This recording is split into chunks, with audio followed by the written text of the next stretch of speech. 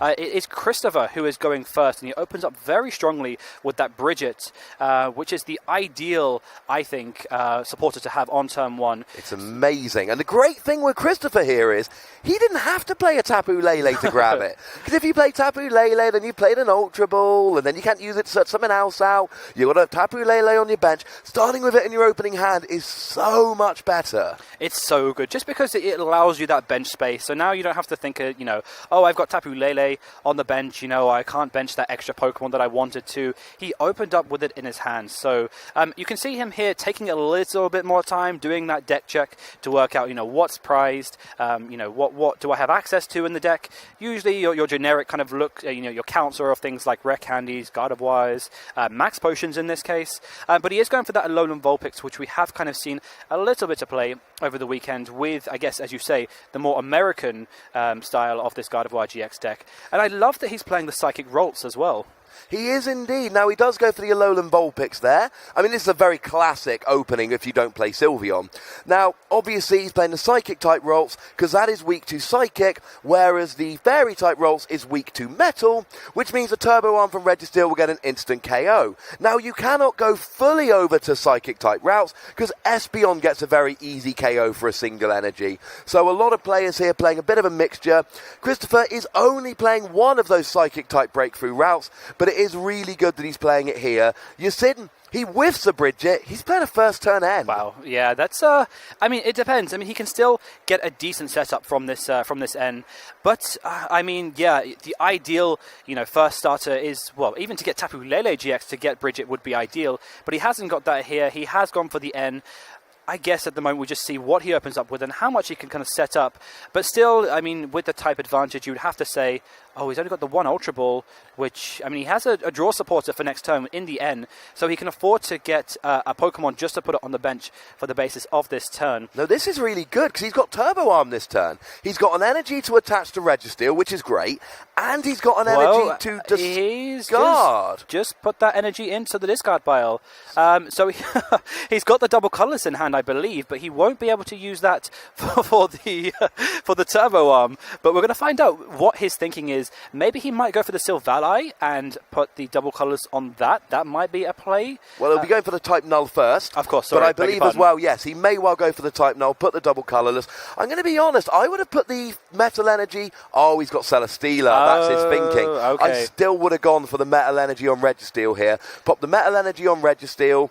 You can then attach one to the benched Celesteela using that Turbo Arm. Keep the double colorless for next turn, because what he's kept is the Max Elixir. If he fails this Max Elixir, he has essentially played a card for no effect when he could have discarded that. Now, I know that 30 damage on the Remoraid might not be doing too much, but maybe Christoper doesn't get the Remoraid out the active. Yasin takes a cheeky prize. It's unlikely, but it could happen, and you'll still start next turn with free energy on a Celesteela. Absolutely, but I don't know if Yasin knows, but Christoper doesn't actually play any Enhanced Hammer or any way of kind of removing energy, so that double colors will be safe. He's got the Max Elixir anyway, so he has gone to, or opted, in this case, to use the Max Elixir. But as you said, if he had the energy onto the Registeel, he'd be able to have the energy on the Registeel and on the Celesteela, and the next turn he would have had the double colors energy. Maybe he was just worried about losing it if he gets End. That might be a factor, if he is sort of very heavily committing to that Celesteela GX. I think the big thing with Celesteela is it needs to KO a Gardevoir, but with a Choice Band, it only actually needs free energy to KO a Gardevoir. Registeel, also with free energy in a Choice Band, can get the KO on a Gardevoir. I love this Metal deck. Registeel is my very favourite card from Crimson Invasion, and I think against a lot of these Gardevoir decks, just going Registeel, Registeel, Registeel is a good option, although we do see Gallade and Tapu Lele coming out. Having said that, you totally called it, Jamie. Mm-hmm. Maybe he's worried about the N. The N came down, but the double colorless still on Celesteela. It is still on Celesteela, but I'm just looking at Christopher's list here. He doesn't play anything like the Float Stones. He's opted not to play Float Stone, a bit like the last feature match that we had. Given that he does have a Vulpix on the bench, I mean, he has committed the energy to that Remoraid to get it out of the active spots, but if he goes straight into that Vulpix doesn't need an energy to attack, so he can get his 2 searches out and try and set up for a Gardevoir, which would be for next turn, given that he has Curlier on the bench, and he's got a Psychic Curlier there as well. And here again, he's going to need the energy on the Registeel this turn, because that Alolan Vulpix being, now it's a water type, but it's an ice type in the games, which means that it comes over to the trading card game as a water type with a metal weakness, rather than the more traditional grass or lightning weakness, which means that Registeel will be getting a very easy one-hit KO. So Christoper's putting the Alolan Vulpix in the active going, I know I'm giving up a prize here. I know that for a fact, as long as my opponent's got a basic energy, but that's okay, because I need these 2 Pokemon. What I would love to see from Yasin is an N, which I think he's got in hand, but he's got the double colourless, and now he's digging for that metal energy. I'm very intrigued as to why he's chosen not to play the Choice Band onto the Celesteela GX, because given that it does have, it might be tricky to kind of retreat it, you don't want to have to pay the energy costs, so maybe he might go down the Floatstone route of trying to attach a Floatstone, but the purpose of that Celesteela is to KO a Gardevoir GX, and you do need a Choice Band to do that, so I'm not sure,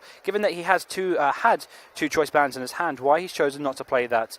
But again, only Yasin kind of knows. He is in the game at the moment. Well, I think he's going a bit more conservative here, because he needs a Choice Band at the right time. If Christoper were to play a Field Blower, that Choice Band would then be gone from his field. So I think he's basically thinking, if I've got 3 Choice Band in my deck after a Field Blower, I've got a decent chance to hit it. But if I've got 4 Choice Band in my deck, I've got an even better thing. Here again, it doesn't matter. It's all evened out. Wow. And he's even got the extra energy attachment onto that Celesteela. So that Celesteela is now hitting even bigger numbers than it was initially, which is must be a really worrying thing there for Christoper to know that when that Gardevoir GX comes into play, that Celesteela is waiting to go. Given that I mean, obviously it has a lot of energy on it as well, which also could be another factor for Gardevoir GX. I don't know if the Gardevoir is going to come out anytime soon. What I love about the Celesteela here is that generally people go, right, Metal Deck, I'm going to go Tapu Lele and Gallade. Now, he can go for a Gallade here, but the thing is, he doesn't need Celesteela's GX attack to KO anything other than maybe a Tapu Lele. So he can afford, at a push, to use Celesteela's GX attack to do 180 and KO the Gallade, which would usually be very difficult to KO here. Gallade does 130. That is, if you played supporter, the perfect amount of damage to KO a Registeel, and that is quite punishing there. Celesteela now threatening a KO. Guzma. And I love this play from Christoper. I don't care about getting a Gardevoir on the field if I'm taking out the thing that can KO my Gardevoir. Absolutely, and this was immediately the biggest threat that Yasin had, was putting too much energy onto that Celesteela, meant that it became quite susceptible to that Gardevoir GX. Obviously, Infinite Force racks up the damage depending on how many energy that you have. So that was kind of, really a worry from Yasin's part. And that was really, he devoted a lot of time to get that Celesteela into play. So now looking at Yasin, I mean, he hasn't hit that bridge at turn 1, which meant that he wasn't able to get out, a series of basic Pokemon to get out into play. I mean, what must he be thinking? It would be interesting to see what's in his hand and how he's going to come back from this. I think the way he comes back from this is very slowly, unfortunately. He needs to get, the Genesect, the Type Null, the Oranguru. This is good. It's about just accelerating energy. I would go for a second Registeel here. One of the issues is, and we've just seen the exact same thing with Celesteela, Registeel takes free energy to be able to get a KO. And the energy acceleration you're playing is Max Elixir, and he's already used at least one of those. And the Registeel itself, Gardevoir is currently hitting 120 to the Registeel. One more energy is getting one-hit KOs. Christoper does not mind if a Gardevoir gets KO'd with weakness. If it's taking 3 or 4 prizes before it gets KO'd, Yasin needs to get energy on there. And I don't think the Silvally here is actually coming in as an attacker. Silvally is very vulnerable to Gardevoir. It's there for the ability to give his basic Pokemon free retreat. And as I say that, he attaches to the Type Null and says, actually, Ross, I disagree, sir. Well, evidently he must be thinking of something. Maybe it's just more of a kind of later game sweeper, but I definitely think that I would have gone with what you're saying with the Registeel. Getting those Registeel into play, getting up to 90, and as you say, he was very preservative with those Choice Bands. Those Choice Bands could make a huge difference at the moment. But yeah, it's very interesting, and this is what makes the tournament so fun to watch from an observation perspective, from a commentary perspective. Is that every player has a different way of playing the game, and Gallade comes out as well. So Gallade, I think, is going to be a huge asset to Christoper here, just because obviously it doesn't share the same weakness as God of War, as we were saying, and obviously you have the Premonition and the Abyssal Hands. So Christoper looks to be in a pretty good spot right now. And it seems like it's almost a reaction to the energy going down on the Sylvalai, or the Type Null, which will become a Sylvalai.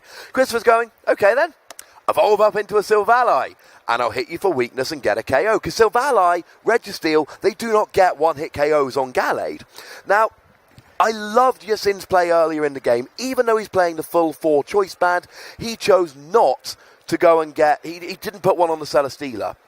With a choice band, Registeel for 1 energy, 2 hit KOs a Gardevoir, but you need the choice band for both hits. Not having that choice band last turn really hurt, and that's very upsetting given that actually he did everything right by not putting it down until he needed it. Although this is my point about Gallade hitting the perfect numbers on Registeel. Gallade is so good in this matchup, just because, as you say, with its attack-sensitive blade, he plays a supporter, now he hits perfect numbers on that Registeel to knock it out. It's just such a big asset to have. Obviously, when that Gallade goes down, then you might have to think about recovering it, and obviously you would lose the Premonition.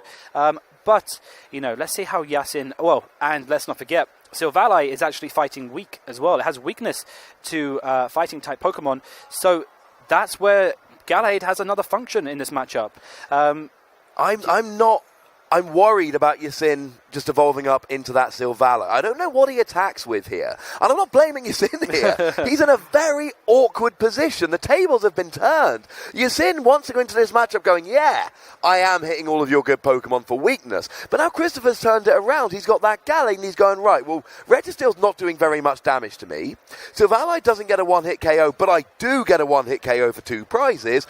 Your Oranguru takes free energy, and to be honest, it won't only do 100 even if you've got the free energy on there. And now I'm looking at Yasin's deck, I'm looking at Yasin's board, and I'm thinking, maybe you just Registeel to use Turbo Arm to accelerate a little bit of energy, but that's not... I think this game has gone downhill very fast for Yasin. I think losing that Celesteela to a Guzma early game really hurt. It did indeed. I don't know where he comes back from here. It's difficult because if he commits that Registeel to the active spot, that Gallade will hit Sensitive Blade. If he plays the supporter, will knock out the Registeel, and then following that, he only has 2 prizes left to take, in which case he can knock out that Sylvalai GX, which is sitting on the bench, would give him the 2 prizes and give him the game. So again, it's a very, very tough and awkward situation to be in for Yasin. Is he thinking Genesect? Would that hold him out for a little while? I don't think he's going attacking with Genesect, though I could be wrong. Genesect's attack is fine. But Genesect's got that ability. The ability allows you to basically just pick up a tool attached to one of your Pokemon, to take it off of Genesect. So it gives you options to move around. It gives you options to take those tools, move them to other places on the field, and that is incredibly helpful in, making sure that you've got the right tool at the right time. Now, his ability drive chain says you can just put a tool card attached to this Pokemon into your hand. What you can do is stash a choice band on there, and then when you need the choice band, you pick it up and you've got it ready to go. But for now, he's just using Sylvalai's ability, retreating the Oranguru for the Registeel, and doing 30 damage. Yeah, it's pretty tough. I thought, obviously you get the energy acceleration. Gallade will... N doesn't even help him at this point because he has Octillery. Christoper has Octillery on the bench. He's, if he gets N down to 1 or 2 cards, that doesn't matter. He's just going to use Abyssal Hand and draw out of it. I thought maybe the Genesect EX might have been able to take a hit while he powers up with Max Potion or things like that. Max Elixir and things like that on the bench. But yeah, it looks really tough for Yasin at the moment. It's amazing how these decks, you look at Christoper, for example, how Gallade has all these weaknesses to Steel-type Pokemon, and you look at Yasin's deck, and then, it's just, you still do so well because it's such a powerful archetype in the format at the moment. Now, I am looking at Genesek's attack. It does have an attack. It's 100 damage, discard as many metal as you like, does 20 more for each one you discard from Genesek. Discarding 1 metal would get a KO on Gardevoir, or actually at the moment on Gallade, but you're still talking a free energy attack. Now, it's got, like you said, a lot more bulk than Registeel does. It will stay around for a lot longer. But it's got Guzma as well. Here comes the Guzma, and you've got to imagine here he's just going to attach to the Rolts, retreat the Rolts, and then get the KO using that Gallade. And at this stage, I don't really see what he's going to want to do other than just get a couple energy on that Gallade, on the Gardevoir. There is a route to victory. It's N plus Cobalion. Cobalion's got a brilliant revenge attack that does a lot of damage when you're behind on prizes. And Yasin has just conceded that game. And to be honest, I like that play from Yasin because he's got enough time now to recover 2 games, which he can do, which I think he can do. He can recover those 2 games. But at that moment in time, that was a very tricky situation to be in. And he could have dragged that out longer if he wanted to. He could have played that out a bit longer. But, I mean, why not just concede the game? Why not try and get at least 2 more games out of this match and potentially try and win rather than go for the tie? I think that's an excellent point. I started talking about Cobalion. It's a 2 energy attack. Maybe with a Max Elixir you can make it work. But the thing is with Cobalion, it's one of these tech Pokemon. It's not a win. You don't just put Cobalion in your deck and go, boom, now I win the game. It is a tech Pokemon, like a lot of tech Pokemon we've been talking about this weekend. If you use it at the right time, in the right way, it can swing a matchup in your favour. You cannot go down to a deck that has 1 prize remaining and 2 viable attackers and go, right, this one Pokemon's going to win the game. What you can do is use Cobalion to KO the only viable attacker, leave your opponent with 1 prize remaining but no good attackers while you clear up the rest of your prizes, like we very almost saw in the previous game with a 6 energy Gardevoir. That's how you can work with that stuff. But if your opponent has multiple attackers set up, you cannot just sweep with 1 Pokemon. And Yasin looked at his board and went, I can't do it. Yep. He's always going to have an answer. Absolutely, yeah. And especially when you get to the point where you've only got a few prize cards left to take, you have to think about how many Pokemon you're committing and how many Pokemon are getting knocked out in the process. If you kind of look ahead of the game and you think, okay, I'm conceding 1 prize here, 2 prizes there, at this point, it was kind of more or less over for Yasin in that sense. But he does start with this, the Celesteela GX in the active spot. Normally shouldn't be a problem because you do have Silvally GX. Again, N, he's not going for... doesn't have Bridget or Ultra Ball to get Tapu Lele to get him to the Bridget, which is exactly how he started the last game. It's not a great start for him. He's playing 4 Ultra Ball like everybody does. He's playing 2 Tapu Lele. Everyone plays 2 or 3. He's playing a copy of Bridget, which is actually prized. So it's probably... Oh, wow. Just look at his prizes. Wow. Also his Genesect and his Cobalion, both of which are one-offs, although actually Christoper's got 2 of his Curlier prized of his free, wow. So he's going to be reliant on rare candy. Sure. So not great prizes there, because that Cobalion and Genesect, they're in the positions that are usually the last prizes taken. Mm-hmm. That Cobalion could be a really good attacker at the right time, and he's not going to have it. Say that, Christoper has just top-decked that Bridget, so I don't know if he had access to getting Bridget into his hand, but he's literally just top-decked that, so that is a fantastic start for Christoper's side. Yasin has really got to be kind of feeling jealous at this stage, because Yasin's like, seriously, I don't have access to Bridget either game. You have it in your opening hand. You haven't had to lay for it once. Absolutely, and it's just the way that it goes. Sometimes, there's nothing you can do to control those. He's made all the right decisions in his deck. He plays the Tapu Lele GX, like you were saying. He plays the Ultra Balls, but he just didn't draw them, and there's not really much you can do. But what is good from Christoper's side is because he's going second, he can attack, and this is why this Vulpix is just so resourceful in the game, just because it can attack off no energy. And now he's getting a setup, so he's already had his deck check with Bridget, so I imagine... I'm not sure if he's spotted, but he is going to set up. He's going to set up for his Gardevoir GX, which eventually will come. But he's looking now, and you can see is that a Curlier and a Remoraid. But he, as you were saying, Ross, he does have 2 Curlier prized. Does have 2 Curliers prized, so he won't have access to them. And if you're playing a Stage 2 deck and you're just relying on hitting the Rare Candy and Gardevoir at the right time, we saw that backfire in the previous game as well. It's not something you can be relying on. I've just been sitting here looking at Yasin's hand. I don't see much at all. He's got no supporter. He doesn't have a double colourless energy that would allow him to attack with Celesteela to take a prize. And what he really wants here is double colourless energy N. Wow, he has literally nothing to work with. I've seen that Giratina in his hand quite a lot, and that has no impact in this matchup in particular. So I think, is that a type null, a field blower, a Giratina, and something else, a steel energy, and that's it. I would have been tempted here, as it's not a good play, I would have been tempted to field blower my own choice band there, because his hand is nothing. He had nothing in his hand. I don't want to just attach a tool and field blower it. That is not a good play usually. But when all you've got is an Instruct, getting 2 cards rather than 1 is a huge difference. Because it's not just that Yasin doesn't have anything. He's got nothing for next turn either. So he's basically sitting there going, I hope I top deck something. I absolutely agree with you there. I think that in this game, Christoper is going to run away with it if, there's the field blower. So Christoper, I think, is going to start running away with this if Yasin doesn't get something on his side of the board at the moment, or just doesn't get some sort of supporter in his hand just to try and bail him out of next turn. But as you say, he does. I mean, the consolation at this point is that he does still have the Oranguru in his hand, on his bench. So he is going to have the ability to use Instruct. But I mean, at this rate, if this continues, I think Christoper could start running away with this. I mean, he's set up very, very nicely here.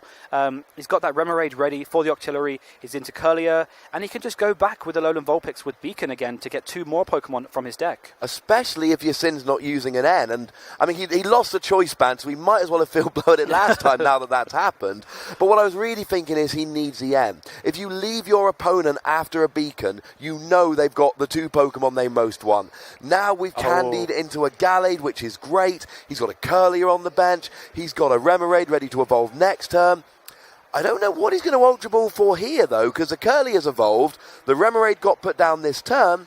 The routes is... There is no... unless he's got a second Has he got a second Rare Candy? Oh, wow. That is very huge. good.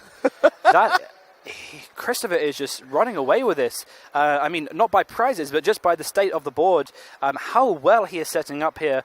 I mean, next turn he's got Tapu Lele GX to get him, I'm assuming, a supporter that he doesn't have in his hand, but even Octillery will give him Abyssal Hand, the ability Abyssal Hand to draw into more resources. And Yasin is just in top deck mode here. He needs to thin his hand size out. He's got Ultra Ball. That is good. He's going to Ultra Ball for a Tapu Lele. Absolutely. What he could do here is attach, then instruct for 1 card, then use the Ultra Ball for the Tapu Lele. The issue with that play is what happens if you get an amazing card off the top deck. It's only a choice band. You can afford to get rid of that. So now he's going to Ultra Ball both of them, grab a Tapu Lele. Of course, let's look at his bench. Oranguru, quite good. Giratina, don't need it. Tapu Lele, rather not have it on your bench. 2 type null, 1 is enough, especially when Galley's hitting you for weakness. And a Celesteela, and we know what's probably going to happen to the Celesteela soon enough. I am looking at Yasin's board and I'm saying, they are not necessarily the bench Pokemon that I would want. How about a Registeel? How about a Cobalion? Okay, we know it's prized, but that would be ideal. There are Pokemon that he would love on his bench. I do not think that is the optimum 5 bench Pokemon. And now his bench is full. Absolutely. And he doesn't run, not any, they'd have any reason to, but he doesn't run anything like an Acerola, which would be able to pick things back up from his bench and give him some more space. So, I mean, those Pokemon, unless they get knocked out, they're just going to be sticking around. Did you see his hand? I didn't. His hand is terrible. Oh. His hand is terrible. Oh, my goodness. He's got 4 energy, a Registeel he can't bench, and another kind of unplayable card. Yasin is in a lot of trouble here. What must he be thinking at this point to have he's played a Professor Sycamore for 7 cards and he's drawn almost, wow. It's incredible, isn't it? I mean, and this Gardevoir, he's going to be able to use Secret Spring, get some energy onto this Gardevoir and maybe even potentially go for the knockout on the on the Celesteela GX. So Fairy Energy, double colourless, choice band, Boom, 210. The magic number is 7 in any combination of energy and choice band. 3 on Celesteela means 4 on Gardevoir. Fairy, double colourless choice band, 210. If Christoper can get those 3 cards this turn, and he's got the Octillery, it's going to go very badly. If Christoper has a knockout on this turn, I'm struggling to see a way that Yasin can get back into this game. His hand was filled with so much that he can't, get rid of in a single turn, that he won't, I don't think, have access to use Instruct again to try and draw more cards. And that is one of the benefits that Octillery gives you in exchange to Oranguru, is that you can draw 5 cards, but with Oranguru you could only draw up to 3.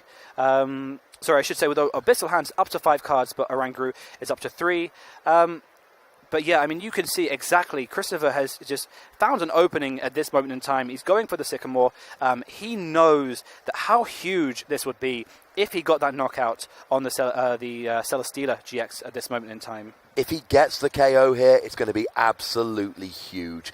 If he doesn't get the KO, though, then Celesteela comes in. Oh, I like that play. Yeah. I like that play a lot. Getting rid of that Tapu Lele. Tapu Lele can be one-hit KO'd by Blaster GX for 2 prizes, so just get rid of it. You don't need it. You don't need any more on your bench. He doesn't. Oh, wow. He could just do that, however. Second Secret Spring and a double colourless. Doesn't need the choice band if he's got the energy.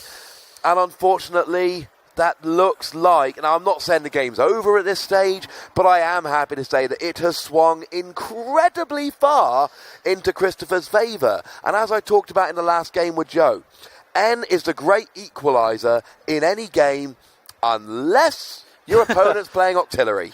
That is precisely right. And at this point, that's why people run Octillery, just to get out of these situations, not fearing these sort of late game ends that, really punish you so much. Yasin does have another bench space now, but now he's got that, the type null in the active spot, which he won't be able to get out. He's attaching 2 Registeel. Can he get rid of cards in his hand? I don't believe that he can. He's got Choice Band and Field Blower, he could, that's it. He's got Choice Band and Field Blower, a Parallel City to give his opponent an advantage, just to try and get cards out of his hand. And it's just, you have to feel for Yasin, because he did everything right to get to this stage. In terms of the game state, he did the best possible, made the optimum plays in what I believe. But just by what he's drawing is just, there's not too much he can do. We do see a double Secret Spring there onto the Gallade. Gallade's now doing enough. Guzma. Going to see a Guzma. I mean, it could be onto anything, but it's probably going to be the Registeel with the energy. Get a nice KO. At the moment, the only thing on Yasin's side of the board that can take a hit from Gallade is Tapu Lele. That's it. That's the only thing that can take a hit right now. And Christoper here, 3 prizes remaining. He's already got a 4 energy Gardevoir. So right. 2 more energy on that, and he's got 2 Secret Springs available, and he plays double colourless energy. We'll get a one-hit KO on that. I mean, at this stage, I'm thinking Christoper in 2 turns. I would not bet against you. I'm not a betting man, but I would not bet against you. But, yeah, I mean, Yasin, did he draw Katana GX? Is that what I saw? He's got he drew Latios. He had Kartana last turn. Problem is, Kartana doesn't do enough damage to get a one-hit KO on anything on Christopher's side of the board. Now, he could play the Kartana to use the ability to discard the double colourless from the Gardevoir, but even then, that wouldn't actually stop Christoper getting a one-hit KO on Tapu Lele next turn. Although it would make it more difficult, it looks like he's literally just passed the game back to Christoper now. Right. And you would have to think that Christoper must have this in sight now. He must be, especially with Premonition. I mean, he's got Premonition and Abyssal Hand. He's going to be able to dig through his deck a little bit more, try and find the things that you need, whether it being the energies or the Guzma or whatever it is you need to take a KO. So, he's going for N. Okay, so that's interesting. So he's going to go for 3 cards, and then obviously he'll have Abyssal Hand and Premonition to use to draw out more resources. At this point, as you were saying, he's going for that one-shot, I believe, unless, I mean, he must be going for the KO on that Tapu Lele GX with Gardevoir GX. I think that's absolutely the play. He doesn't even need to worry about retreating. He's already got the energy on the Gallade. There is nothing. Yasin cannot, I'm pretty sure, just can't KO that Gardevoir next turn.